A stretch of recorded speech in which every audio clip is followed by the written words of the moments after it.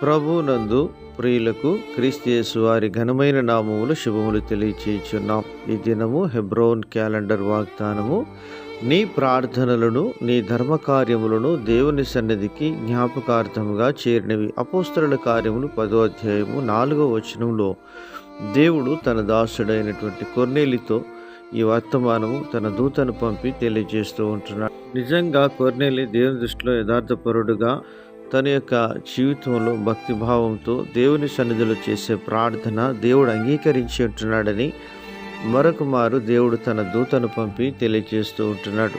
నిజంగా ఆ యొక్క వెలుగును గురించిన సత్యము ఇంకా కొర్నేలి పరిపూర్ణత్వంలోనికి తీసుకొని రాబడాలని దేవుడు కొర్నేలికి దర్శనం అనుగ్రహిస్తూ వచ్చినట్లుగా మనం చూడగలుగుతుంటున్నాం. ప్రియమైనటువంటి దేవుని ప్రజలారా, కొర్నేలికి ఆ వెలుగును దేవుడు అనుగ్రహించి ఆయన అనేకులకు ఆశీర్వాదకరంగా ఉండాలని దేవుడు కోరుతూ ఉంటున్నాడు. ప్రార్థనలతో పాటు మన ధర్మకార్యములు కూడా దేవుని యొక్క సన్నిధిలో ఎంతో ప్రాముఖ్యమైనటువంటివని మరొక మారు దేవుడు మనకు తెలియజేస్తూ ఉంటున్నాడు.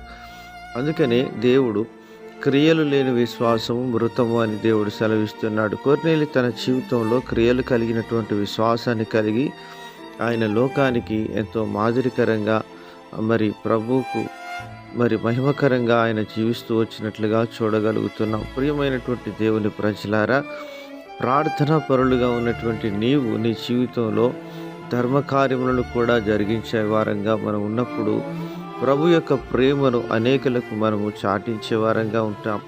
దేవుని యొక్క వెలుగును మన ద్వారా లోకంలో ప్రకాశింపచేసే వారంగా ఉండాలి.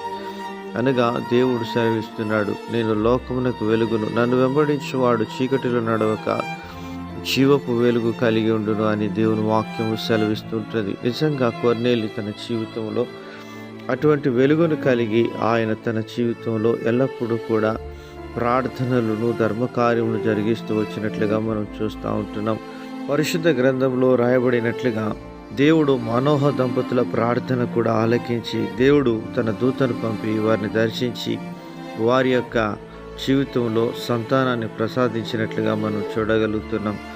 వృద్ధ దంపతులైన జకర్యా, ఎలిజబెత్ వారి యొక్క ప్రార్థన కూడా దేవుడు ఆలకించి జకర్యాకు దేవుడు దర్శనం అనుగ్రహిస్తూ వచ్చినట్లుగా మనం చూడగలుగుతున్నాం.